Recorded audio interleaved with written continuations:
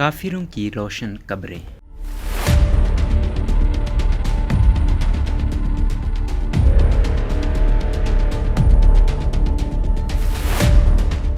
زرق میر لکھتے ہیں کہ تینوں پر ملحد ہونے کا زندگی بھر الزام لگتا رہا کہ یہ کمیونسٹ ہیں، دوریہ ہیں، سور کا گوشت کھاتے ہیں، ان کے قبائل کے لوگوں کو کلمہ تک پڑھنا نہیں آتا۔ نعوذ باللہ، کوئی کلمے میں خیر بخش نام ادا کرتا ہے تو کسی کے علاقے میں اکبر نام کوئی نہیں رکھتا کہ وہ کہتا کہ صرف وہی اکبر ہے۔ عطاءاللہ کا زوم بھی کچھ ایسا ہی بیان کیا جاتا ہے، لیکن سننے میں آیا ہے کہ مولانا منظور مینگل نے گزشتہ دنوں وڈ میں تعزیت کے دوران کہا، سردار عطاءاللہ مینگل رحمۃ اللہ علیہ۔ لطف کی بات تو یہ ہے کہ ان تینوں پر دوریہ کمیونسٹ ہونے کا الزام لگتا رہا، لیکن تینوں کی زندگی تو شاندار رہی، لیکن رحلت کے بعد تینوں کی قبریں بھی قابل ذکر ٹھہریں۔ اکبر کا رعب و دبدبہ اس قدر تھا کہ اس کی میت کی صندوق کو تالا لگا کر قبر پر بھی پہرا بٹھا دیا گیا۔ میرے لیے تو ان کی اصل قبر تراتانی کا وہ غار ہے جو زہری گٹھ کی پہاڑی کی طرح تلمساتی بن گیا۔ چلتن کی شان تو مری کی قبر سے کہیں زیادہ بلند و بالا ہو گیا۔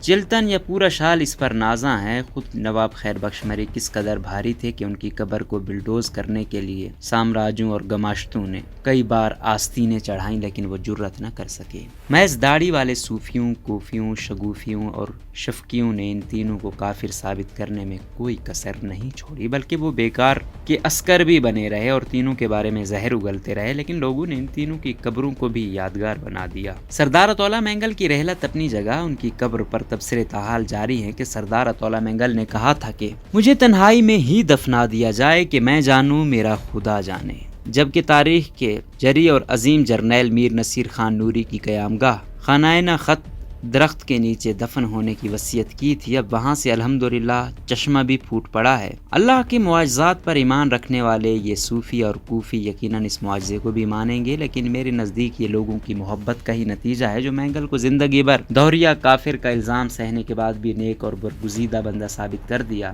وٹ تو ویسے بھی چشموں کی سرزمین ہے، اور پھر عطا شاد نے عطاءاللہ کے لیے ہی کیا خوب کہا ہے کہ کوہساروں کی عطا رسم نہیں خاموشی، رات سو جائے تو بہتا ہوا چشمہ بولے۔ عظیم بادشاہ اور جرنیل میر نصیر خان نوری کہ جس کے بارے میں عہد حاضر کے عظیم مفکر و سپہ سالار نواب خیر بخش مری نے خواہش کا اظہار کیا تھا کہ کاش میں نوری کی فوج کا جرنیل ہوتا۔ ان روشن قبروں کے ساتھ ساتھ یقیناً اکبر خان کی وہ اینک چھڑی اور گھڑی بھی چھیننی ہوں گی کہ وہ مستقبل کے لیے ہمارے لیے راہ حق، زاد راہ اور زمانے کی مانند مشعل راہ ہیں۔ لیبیا کے عظیم مفکر اور جرنیل عمر مختار پھانسی کی تختہ دار پر جانے لگتے ہیں تو پیچھے مڑ کر دیکھتے ہیں تو افتادگان خاک کا جم غفیر ان کو بے بسی کے عالم میں دیکھ رہا ہوتا ہے، جن میں خواتین اور بچوں کی بھی بڑی تعداد ہوتی ہے، اور جب ان کو پھانسی دی جاتی ہے تو وہ اپنی اینک وہی تختہ دار پر گرا دیتا ہے تو ہجوم میں سے ایک بچہ جا کر یہ اینک اٹھا لیتا ہے۔